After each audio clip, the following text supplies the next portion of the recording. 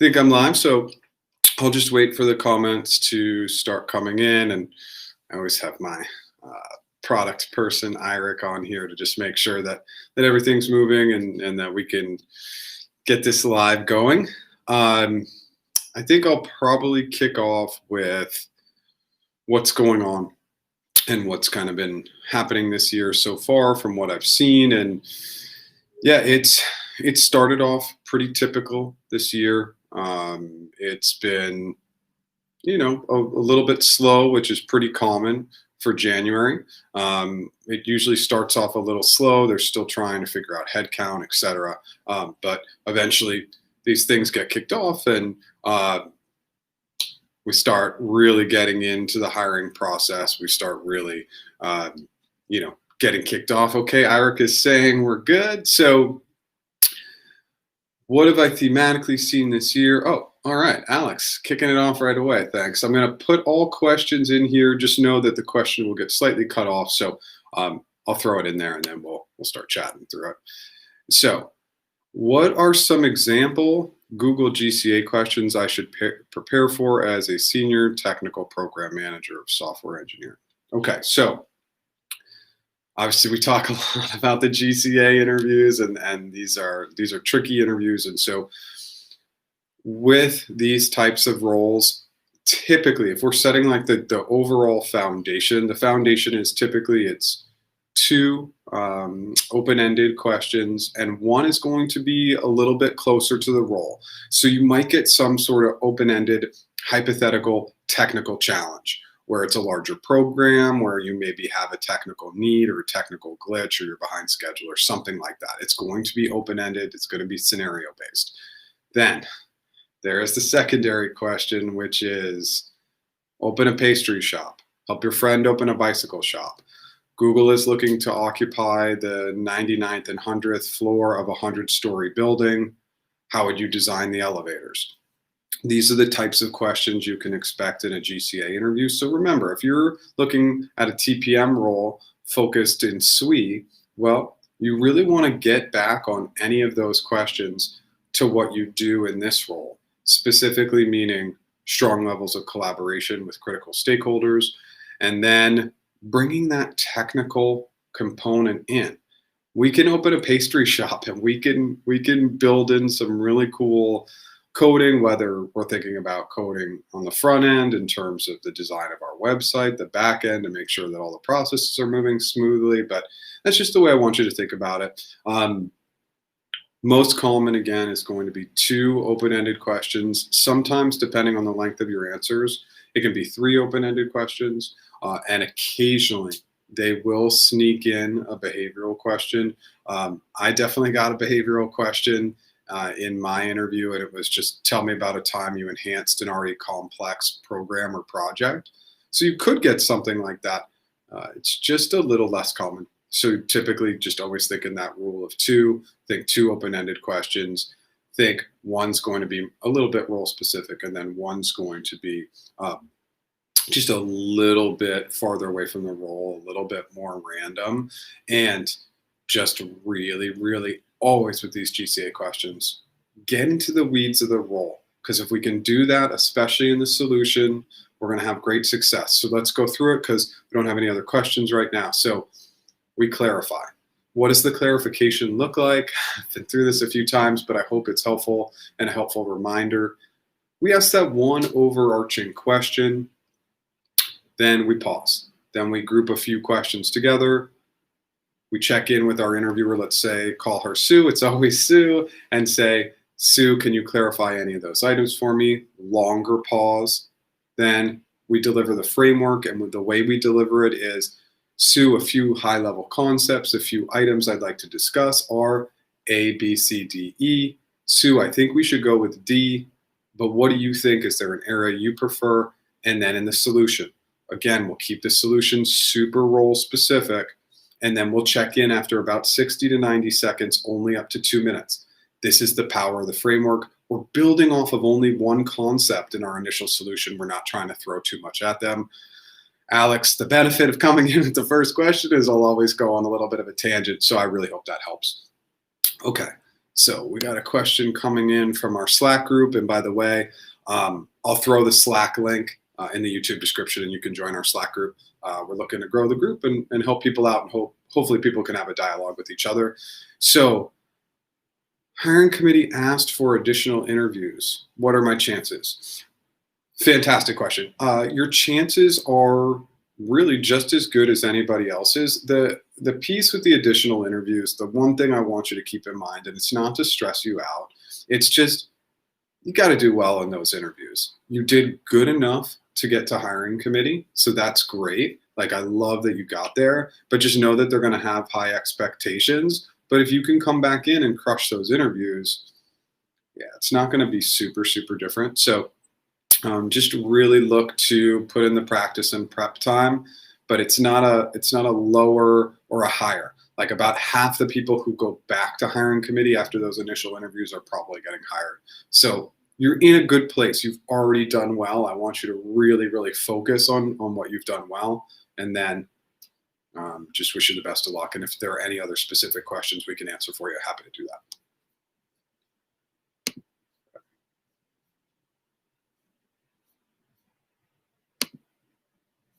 Okay, from Cindy, do you have any advice for how interviewing for YouTube differs from broader Google besides the obvious different in content / business focus?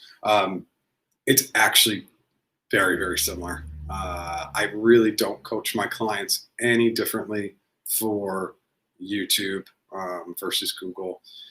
A lot of times YouTube, yeah, we have our like corporate headquarters. They have their corporate headquarters in San Bruno, and it's kind of a standalone. But then YouTube is embedded throughout the organization now because it's so big. They make so much money off YouTube, especially YouTube ads, and so it is embedded. And for that reason, it looks pretty much the same, and pretty much always has looked the same.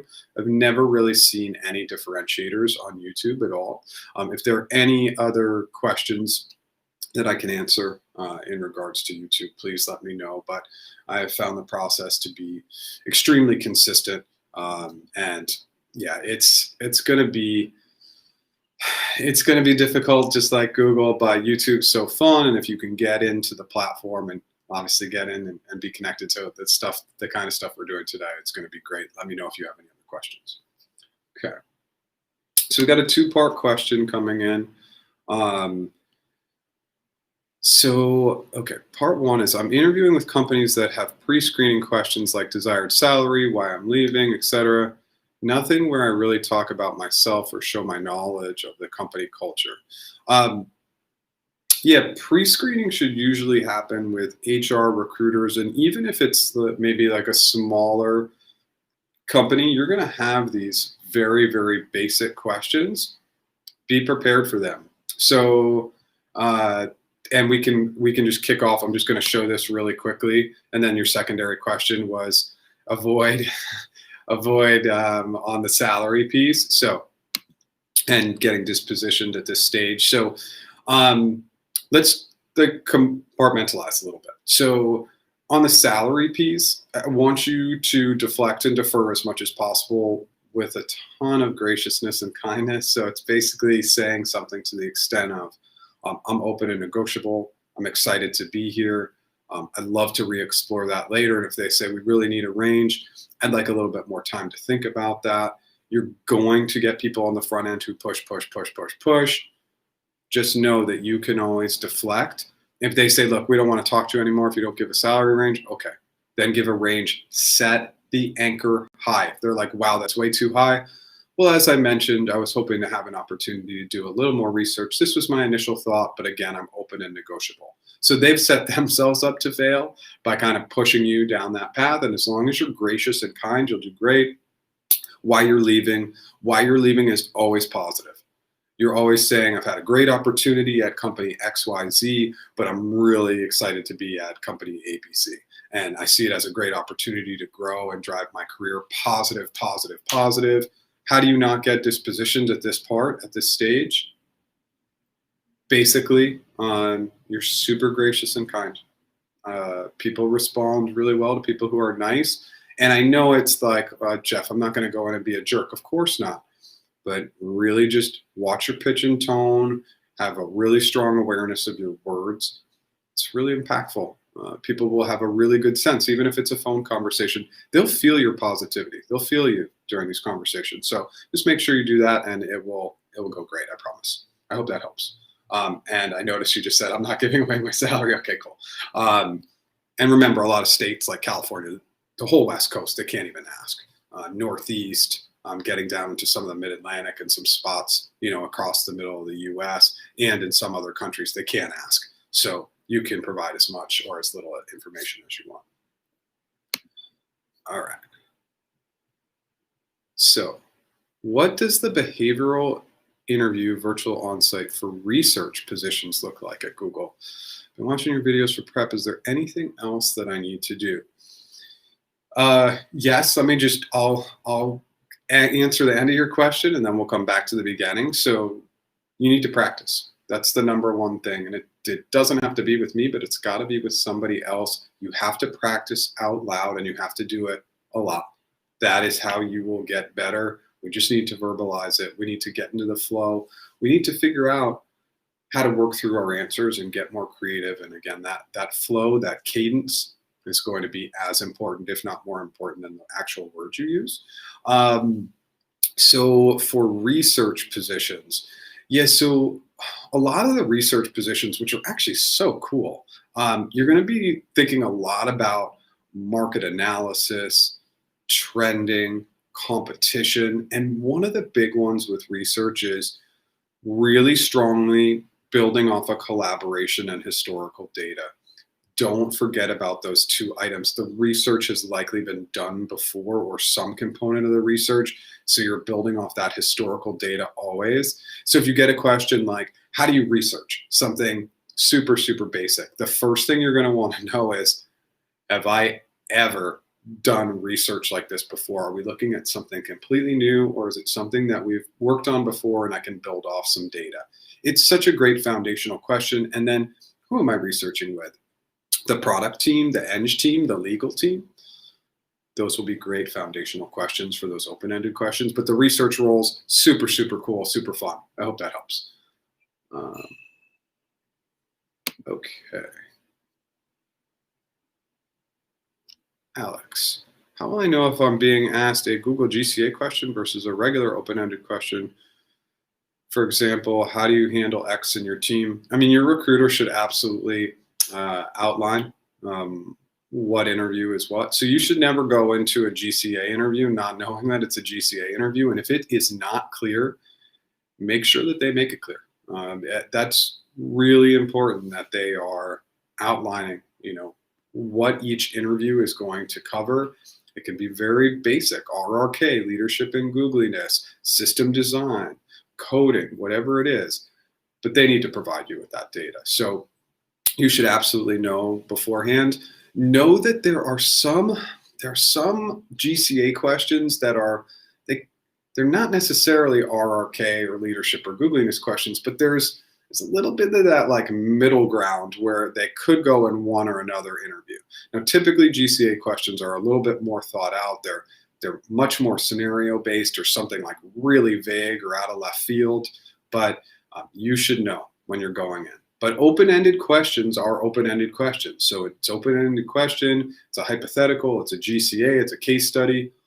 Always the CFS method, always. That's what's going to lead to your success. It's the foundation, and I strongly recommend it. And the only way I was able to come up with this was just from doing all the client work. This level of organization is what's needed to have success. I hope that helps. Okay.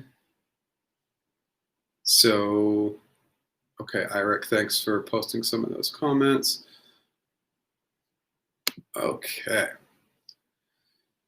I have an interview for a role in Google Customer Solutions, GCS, as an associate account strategist intern in Dublin. Awesome. Okay. And from what I understand, it's basically a sales role. So a lot of contact with Google Advertising Solutions customers, small and medium-sized businesses. All right, I'm liking this story. And do you know what role-specific questions I can expect? I know I know how internship in Google in general looks like 1 year ago, but the internship was canceled due to COVID. Well, I'm sorry to hear that. So let's go back to this. Let's go back to your initial item. So Google Customer Solutions, these are pretty common roles, an associate account strategist intern in Dublin. So they are really going to be looking at your collaboration skills. And again, this is one of the items I mentioned earlier on. Just don't remove the idea and concept of historical data. Really understand what's happened in the past with these potential clients, potential customers. Know about some of the solutions that Google offers. That's just going to add richness and value to your answers. And then the piece that I always think is super, super critical with these items, don't forget about the internal piece. We're always like external, external, external, but internal collaboration is also going to be critical for success. It could be identifying process or strategy improvement, something that's going to help everybody. And if you can kind of align on that item, it can be massively, massively successful. So I hope that helps. Okay. Coming back.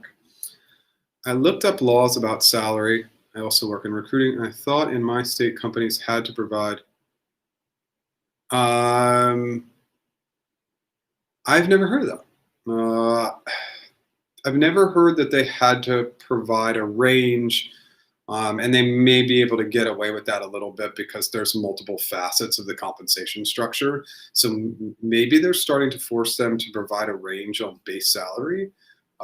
If you have a resource that you want to ping in the chat, that would be awesome for all of us to see, because I'm really curious to learn more about that. I feel like I saw something, but I can't say specifically. So something that we definitely want to, be thinking about, of course. Okay.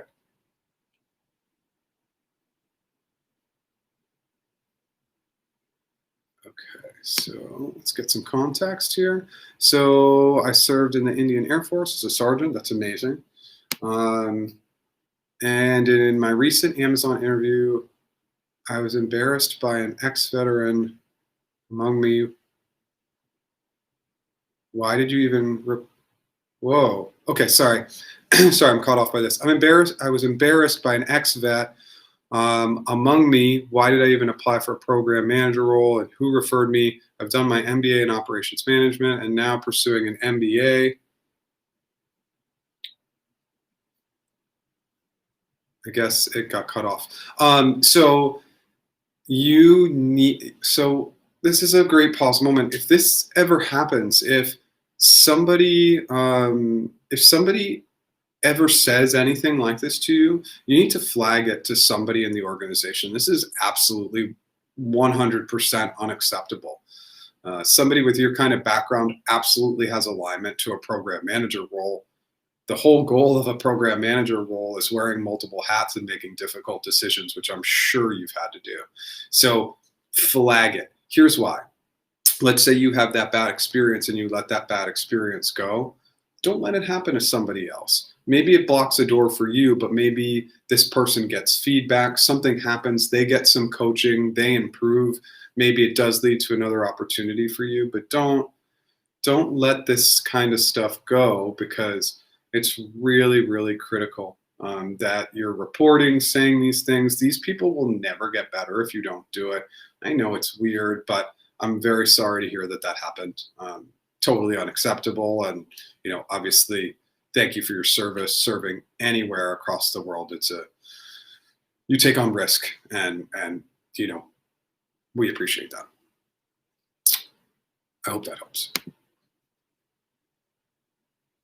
What are some ways to use the whiteboard to your advantage in Google virtual onsites? Good question. This is getting super, super tricky, because what I'm hearing from guidance, not only from Google, but from other organizations, is that they're shutting down the whiteboard. So they're shutting down your ability to utilize the whiteboard. So what they're saying is, hey, you can use Google Docs or you can use our online tools, but you cannot use a physical whiteboard. So I have a couple strategies for this.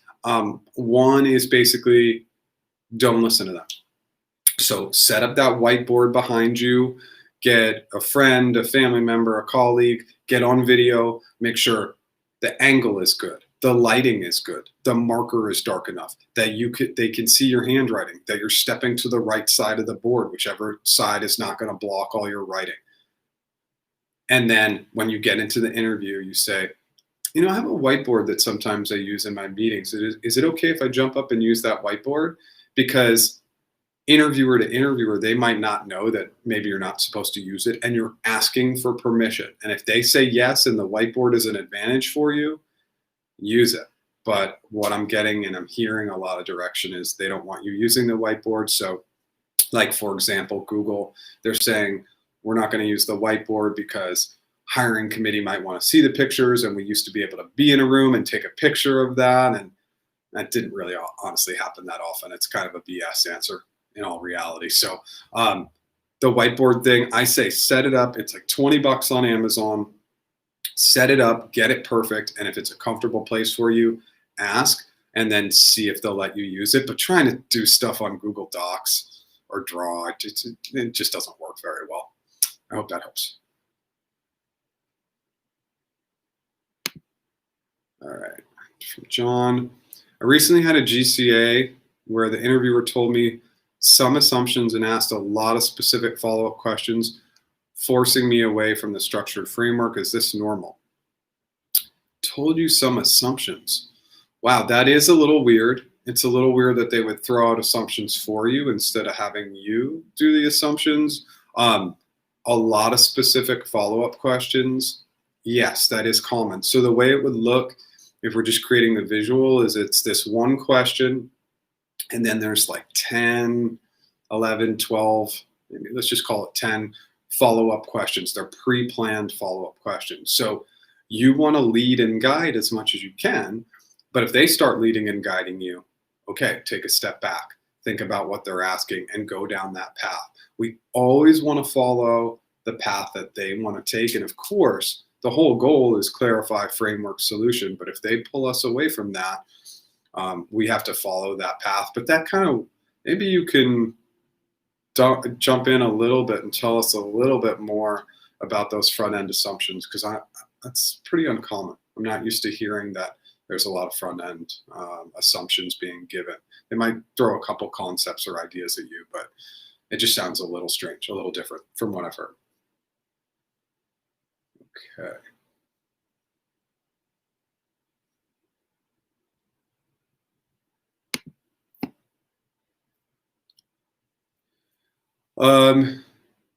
And how do veterans attract more opportunities in MNCs like Google? MNCs, I'm sorry, can you define that for me and come back? And then, sorry, just a great, side note, let's just go sidebar here for a second. Remember, with acronyms, abbreviations, assumptions that your audience knows them, let's just not assume it. And this is not a knock on you sharing this note. It's just out our interview answers. A lot of times people might not be coming from the same industry. So if there's a 1% chance that they might not understand that data point or it might need to be clarified, always just clarify it for them. Then future times you reference it, you can just use the abbreviation. So we'll come back to that because I'd love to follow up on that question. Hi, Jeff. Does telling that I'm interviewing at other organization and my current TC to Google Recruiter impact my chances in any way? Current TC. Okay, so, well, no, it doesn't hurt you that you're interviewing elsewhere. And I would actually strongly prefer that you're always keeping everybody in the loop. Why? Because in the end, it's going to work out better for you. If you're letting people know where you're at in the process and where you are with other organizations, it's going to be super helpful. Keep the people involved and informed, and that's really your recruiter or HR. The other interviewers don't need to know that you're interviewing elsewhere, but the people who are ultimately going to determine your comp and work out the timing and the offer letter and all that stuff, keep them in the loop, especially at a company like Google that is so slow. We want to make sure that we're saying, hey, I'm interviewing with Airbnb and Netflix and Apple too. And those interviews are at the on-site phone interview and offer stage. Just always keep people in the loop. It's going to be incredibly impactful and helpful for you. I hope that helps.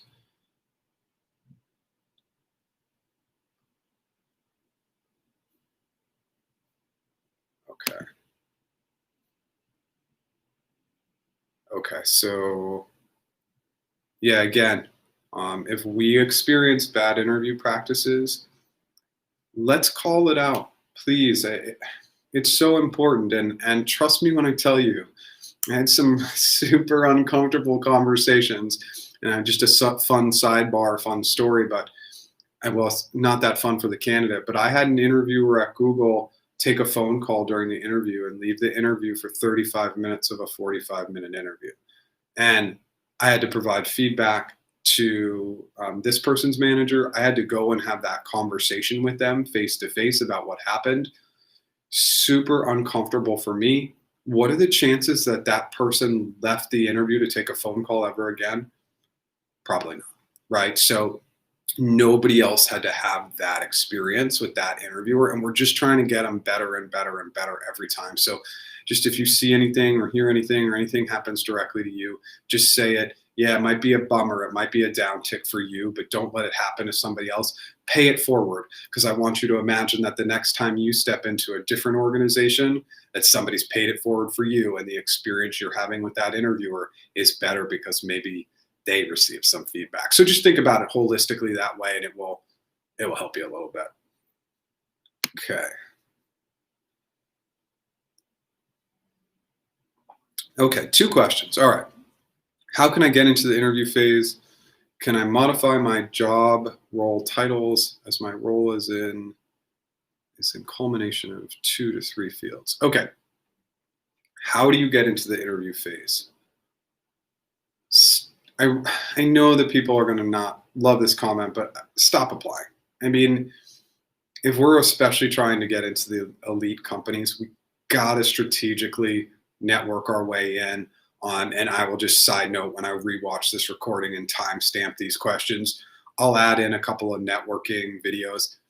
People don't watch those videos. Nobody watches the networking stuff, but that's a skill that helped me get hired after the terrible financial crisis in 2008 and 2009, and I got laid off, and that was my exact strategy, and that's how I got a job, and I can outline it for you. So the number one is network. If you're applying online, you are, especially if there's not super strong role alignment, it can be really tricky. And then, can you modify your titles? Sure. Now, one of the ways to do that is, let's say I had a really funny title at an older company. My title was technically sales concierge lead, and I was really just an analyst lead. So I said on my resume, sales concierge lead, and then in parens I put analyst lead. So it was just a weird title. And so sometimes we need to do that. So anything in parentheses that's going to call it out, like, hey, I'm doing this role, but I'm really like a project manager or a program manager. Totally cool. We just want to highlight the role that we've been doing. And hey, if you want to really switch it up, fine.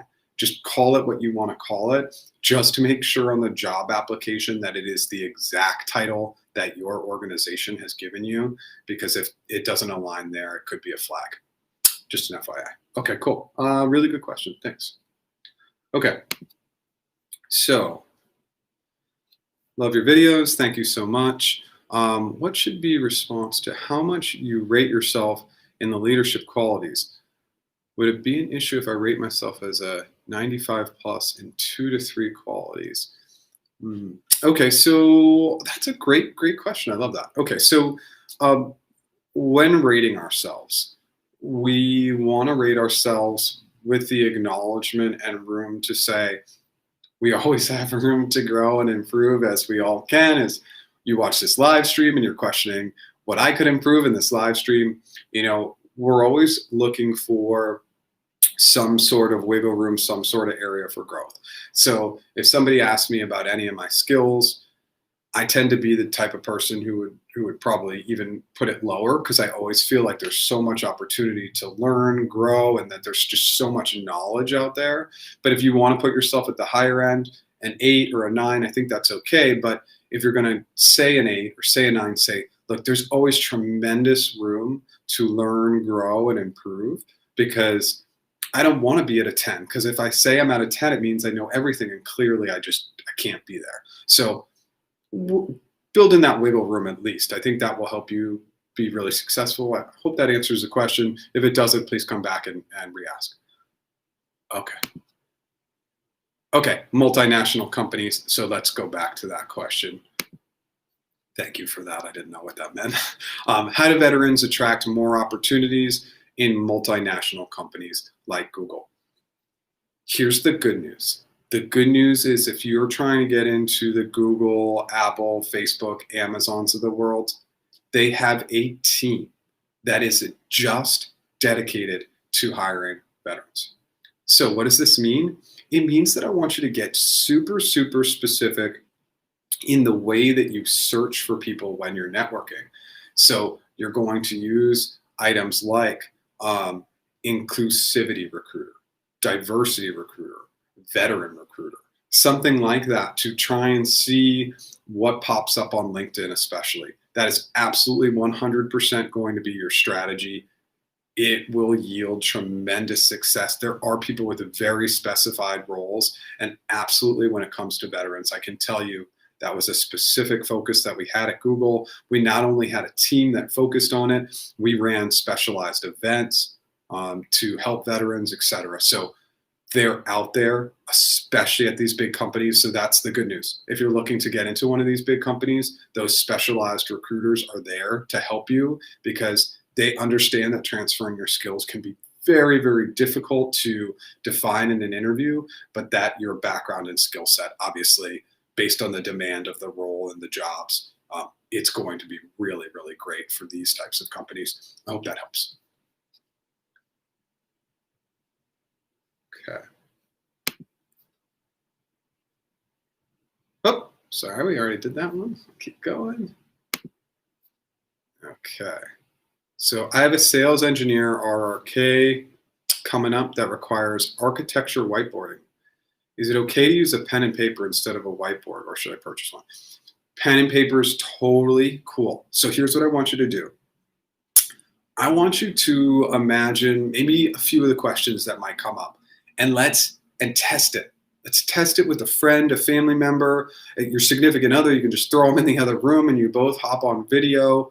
And I want you to scribble out a few items that you think are maybe going to come up in an SE role that you might want to architect out. Now, it's not going to be like, you're not going to really get heavy duty into the weeds of architecture here. So how can you basically, so like, I'll show this because Eric and I always work on our journals together. So I have my journal here. So you would literally want to just scribble something on a piece of paper and show it on the screen like this, and see if the person in the other room, again, significant other, friend, colleague, can actually read it. So just kind of test it. That's my biggest thing with like the whiteboard and using a pen and paper to show something. Make sure that you have pre-practiced that setup of showing it. But for sales RRK, it's going to be all about like internal collaboration to help with that external client, how you work with a client, how you get in, and when it specifically comes to the architecture, what's their setup, what's their industry, where are they at in their cloud journey. So great questions for an SE to ask, especially on these open-ended questions. New versus existing. Understand the relationship with the client. Who? Am I talking specifically to a sales engineer at that organization? Am I maybe talking to somebody more on the business side? Where are they at in their cloud journey? Are they currently using GCP, AWS, Azure? Are they using hybrid cloud? Like, where are they at in their cloud journey? And then industry, of course. We want to know if it's something regulated like banking or healthcare, or if it's something more nimble like retail, e-commerce, right? So those would be great questions to come in with, build that strong framework. But I love this idea of practicing the visual, really get it in the space and make sure that the person on the other end can see it. Just practicing that makes you feel a little bit more warm and cozy that they can see it. But could you write it on a pen and paper? Absolutely. Will that yield better pace in your interview? Sure. Okay. Great question. Thank you for that. Okay. Okay, so I think we covered that question. Let me make sure, just get back to me and tell me whether that networking strategy and approach was pretty clear. And again, in the YouTube description, I'll go ahead and throw some of those networking videos in there. Again, nobody watches them. And I think that that's kind of an indication that people don't want to network. They don't know how to network, that they don't understand the importance. Only about 10% of people who get jobs by applying online. And typically those people who apply online have strong backgrounds, really strong role alignment. And occasionally you do get lucky.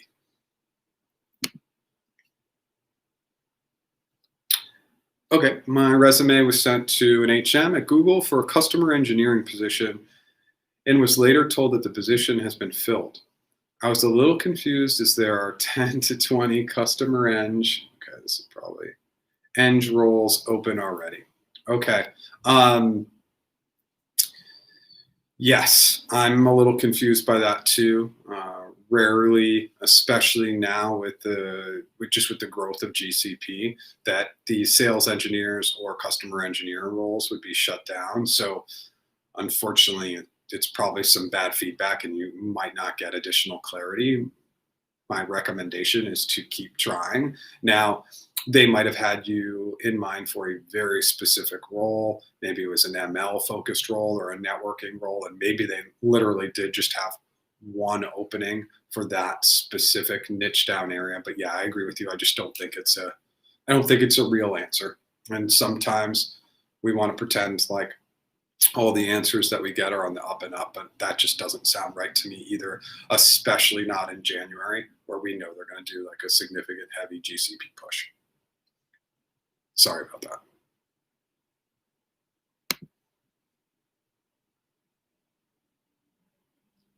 Yes, absolutely. You can put school projects on your CV if you're looking for an internship. Those school projects will look really, really similar to what we'd put on a classic resume. Yeah, you're going to really highlight a couple of the items that you really needed to uncover and solve for, and then a couple of those good accomplishments. But 100%, that's going to be a huge selling point for you, Andre. So absolutely, I would 100% take that approach. Remember, with resumes, I don't really like talking about resumes. None of us do, because they're all terrible and it's just horrible. Resumes are the worst. But just remember your audience. And the number one piece that I will get back to a million times, simplicity. Just remember your audience has limited time. So the easier it is to read, the quicker they can get through it, and always focus on a bulleted summary. And if you go to practiceinterviews.com, we have a resume template that you can download for free. I hope that helps. Okay, first question. How to negotiate salaries to not be lowballed by FAANG or any other company? Does one have to go to a W-2 tax from the past? And second question, how does one answer if they don't do coding review a lot during? Okay, so let's actually tackle the first question first. So how to negotiate salaries to not be lowballed? Less is more. Do not give any salary information and guidance before that offer comes through. I know that is super challenging and not really the easiest thing to do, but the less information we can give them, the better. And then a secondary is set the anchor high. And you'll hear me say this all the time. If we want to make $100,000, and then we're going to set the anchor at 150K. We just want to set that anchor really high. And if our point of contact says, whoa, that's really high, you have already said things such as, well, I mentioned that I was open and negotiable. I haven't really had a chance to do all my research. I'm just really excited and appreciative to be at this stage of the process, and looking forward to the future. So less is more. If you can get all the way to the offer stage by never providing them with any data, that's our number one. And our number two is if we do have to provide data, set the anchor extremely high. Go 20, 30% over what you really want to earn, knowing that they're going to meet you in the middle somewhere, and hopefully you get that offer that's higher than what you expect. Okay. You don't have to go to your W-2 from the past unless they're offering you 20 or 30K less or 40K or 100K less, where you can say, look, I can show you my W-2 from the past. This is an offer that's far less than what I've earned in the past. So that's okay to say, and you can absolutely provide that data.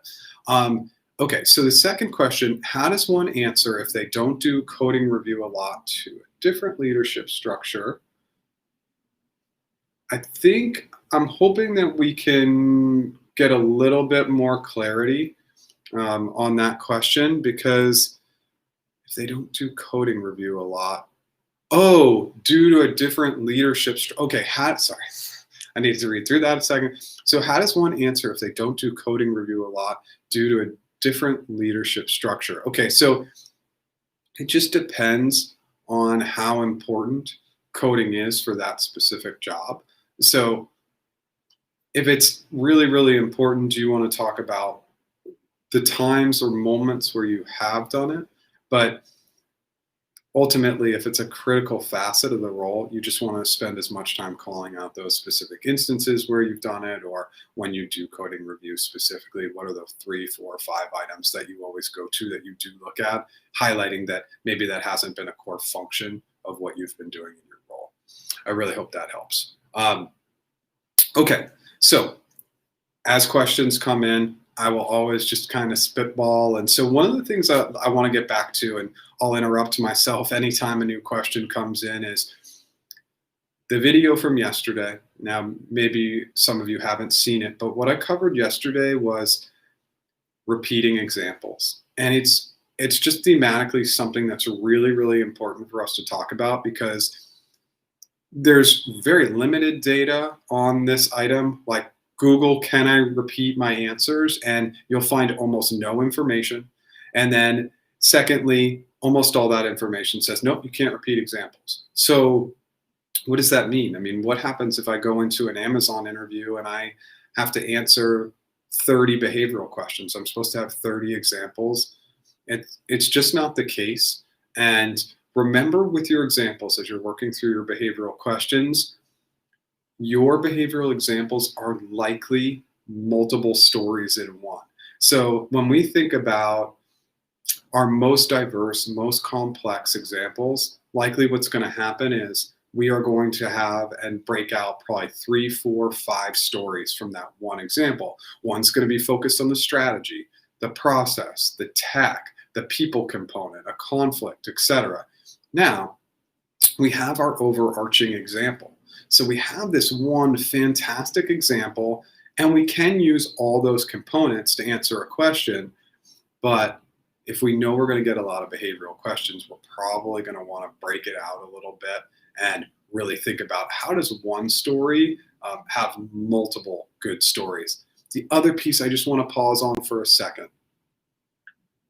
Same example in the same interview? Yes, you can. If you give me this fantastic background and you talk me through this wonderful example, and then you get a question that really you want to use that example again and you didn't even touch on that concept, absolutely, you're creating fantastic connectivity. You just have to ask, because some interviewers are very strict and always want to hear new examples in the same interview. Fine, you can just ask your interviewer, Sue, hey, Sue, can I use that same example because I actually did have a conflict, or would you like to hear a new example? And it's really, really that simple. That's all you need to do. It will yield tremendous success. I love it when my clients use the same example when they segue appropriately, because I have all the background information and context and I'm connected. I'm in the journey with them. So it can be really fun. I know that you'll probably never see that anywhere else, but same example in the same interview, if you focus and do it appropriately and you do that really good upfront prep work. Okay, so we had a question come in for, we'll just put this first part up, for a cloud biz dev rep. Awesome, love these roles. Okay, in terms of non-technical cloud knowledge, what would you recommend that I study? Would it be a case of familiarizing myself with GCP solutions and benefits? Okay, so yes, so for any of these roles, let's say you're going into Google for GCP, or you're going in for an AWS role or Azure or any of these companies where maybe you don't have all the knowledge. When we talk about this non-technical component, especially, one of the best places to go, testimonials. I really want you to go and look at testimonials of companies that have used these products before. So for GCP, go have fun. It's crazy. It's 40 to 50 pages of testimonials, of articles, of videos of what's happened with clients and how they've had success with GCP. You will gain so much knowledge and data. And yes, some of it's going to be technical, but some of it's going to be non-technical in terms of the journey and the setup. Spend a ton of time there. It's super, super interesting. And it's a great way to break up your prep. So you're prepping with your behavioral answers, you're prepping with your frameworks, you're clarifying questions, all that good stuff. And then you break away and you just want to chill out, watch a video, watch a testimonial. Because from a biz dev perspective, you want to kind of understand and get into the brain of the client and customer base. And I love those testimonials. I watch them sometimes, and it's just a good breakup and a good way to gain some knowledge. So I hope that helps. After receiving an open-ended question, like in a GCA interview, is it okay to pause, write down the question, and write down some assumptions? Okay, so this is actually a two-part question. So it's okay to pause 100%. Let's take all the information in. If you're answering a GCA question in the first second or two, you're not really allowing your brain to process. And let's slow down for our brain a little bit. Remember, we need to build into the neocortex a little bit here. So take a moment. You can take 30 seconds. You can take a minute. Now, I want you to have a plan. And so the plan is that we are going to have pre-planned clarifying questions, pre-planned frameworks. So we should be able to roll into it relatively quickly, but absolutely I want you to take your time. I want you to have a pen and paper. There is so much data and science behind writing things down. They actually did a recent study, and I don't know if I've mentioned it, but I'll just talk through it for a second. They took college students, and they had half the college students take notes on a laptop, and the other half of the students take their notes handwriting it. And it was crazy. It was 100% of the students that wrote handwritten notes during class did better on the test. So if that just goes to show you that there's something between the connectivity of writing things down with our brain, there's science there. So definitely follow that science. So I want to touch on the assumptions piece for just a second. So with assumptions, I'm not sure that I want you to write down assumptions just yet. I want you to start to ideate and problem solve. One of the biggest challenges we see with our clients is we see that they'll come in, maybe they'll clarify, and then they'll drop some assumptions on us. Hold the assumptions. So the goal in the CFS method is clarify, framework, solution.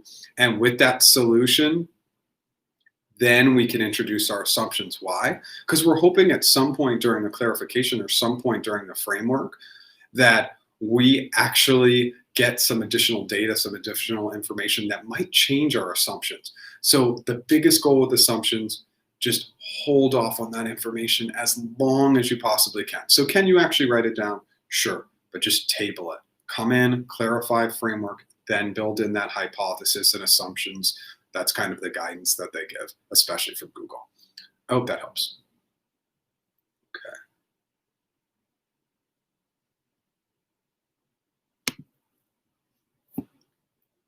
Okay. The full CFS method is great for longer GCA questions, but if I get an open-ended question in Googliness, how do you lead teams? I'm afraid it might be overkill. Recommendations. It's not overkill.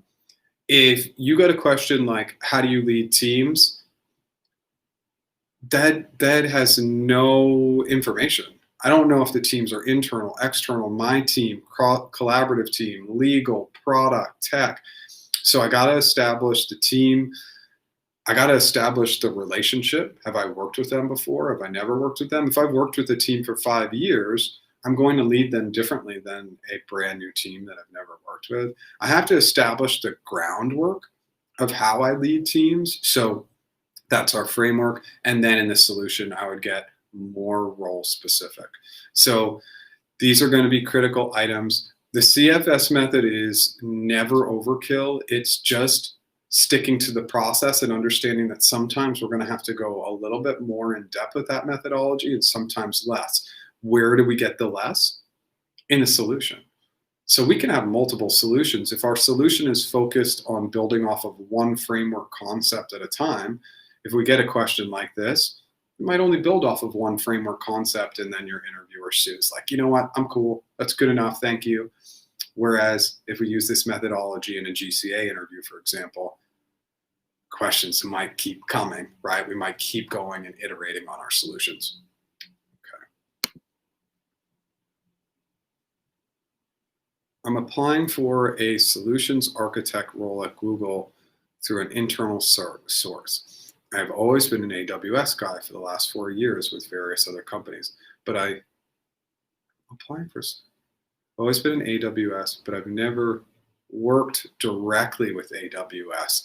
Okay, that's okay. So the goal of a solutions architect role, especially focused in the cloud space, is foundationally, we want to understand the setup of how cloud works. And I think that just having that really, really strong foundational knowledge is critical to success. And so you're going to learn some GCP stuff along the way, but never working directly with AWS, that doesn't matter.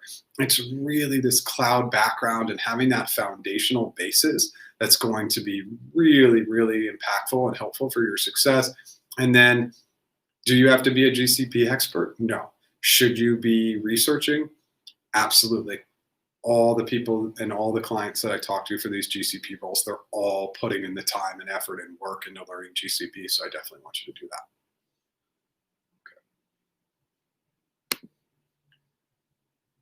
Okay.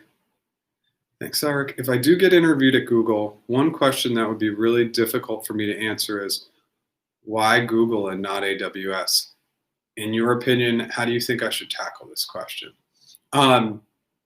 So I actually can't answer that question because there has to be purpose and passion behind your answer. You have to find those items that get you excited about GCP. And I can tell you, maybe you look at things like Anthos or AutoML, or understand that Kubernetes was built through Google and as an open source technology.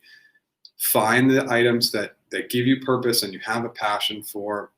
That's really going to help you with your answer here. Otherwise, I can't give you that answer because if it sounds robotic, it won't really work. That question is a pretty unlikely question. Now you might get why GCP, why Google. That would be a very, very common question. And again, think if you get the why question, I'm sure everybody's seen this, but if you get the why question, there's just two critical items to keep in mind.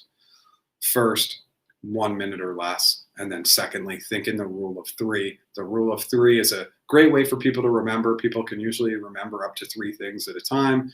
And then if we keep it at 1 minute, we're allowing the interview to keep going. These are fluffy softball questions, and they'll likely want to get to the real questions really quickly.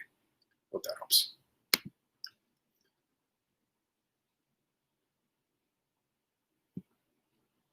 Okay. From John, received a message from the recruiter saying they received first round interview feedback and wants a brief chat. Good or bad sign? Any recommendations on how to handle this call? It's neither good nor bad. The fact that they want to talk to you, we just don't know. I just wish that recruiters had a better communication skill in terms of how they communicated information, because if it was positive, I would always message you with good news. We'd like to move forward to the next step, but I'd like to hop on a brief chat to discuss this with you. But I find oftentimes this information is not being provided. They build in huge levels of ambiguity. This is not just recruiters, this is a lot of people. And it causes stress, anxiety, it causes our brain to overthink. So we don't know in this call. If it is a yes, great, be gracious and kind. If it's a no, be gracious and kind. If it's a no, they're not going to give you any additional information. So you would want to find out, if it is a no, more about eligibility. Am I eligible to apply to like roles or similar roles? Any feedback you can give me, they won't really give it. But you just want to have a good dialogue and just end on a really, really high and positive, strong note. It's going to be really, really helpful for your success. And good luck, John. Wishing you the best. Okay. When answering product improvement questions, I have trouble coming up with solutions when the goal is to grow the product or increase the user base. For example, Google Home. Any advice? Oh, well, trouble coming up with solutions when the goal is to grow the product or increase the user base. To me, this is all about competition, overall market data, and trends. We really need data. Data is power when it comes to growing a product area.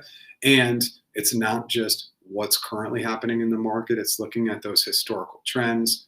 Do we see spikes? Can we segment down? So these are all powerful and impactful ways to really dig in and grow a product area. And hopefully you're coming in to these product improvement questions with a background in product. I'm not really a product person, but I know that analyzing the data is critical, and then looking at what's trending, but we always need to reflect at the past as well. Those can be really, really helpful items for success. So we're coming up on the end of our live. I just want to pitch a couple things to everybody. I really, really appreciate everybody being here. We are going to do this every Wednesday at 10 a.m. Pacific time. So if you didn't have the opportunity today to come in and share your question, feel free.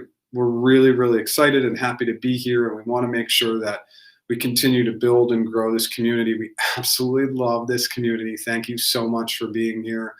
We have tons of free resources at practiceinterviews.com, so definitely visit our site. We're continuing to improve that and making sure that we're getting you the information that you need to really help you grow your career and nail these interviews. Okay, well, let's take this one last question.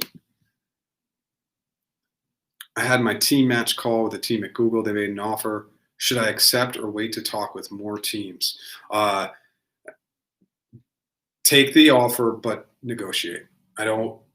These team match items can be really, really tricky. If you're really not interested in the team, you might want to keep it open, but I've seen people get super, super stuck in this team match phase, and sometimes team matches don't happen. So if you like the hiring manager, if you like Google, if you think the product area is interesting, definitely do it.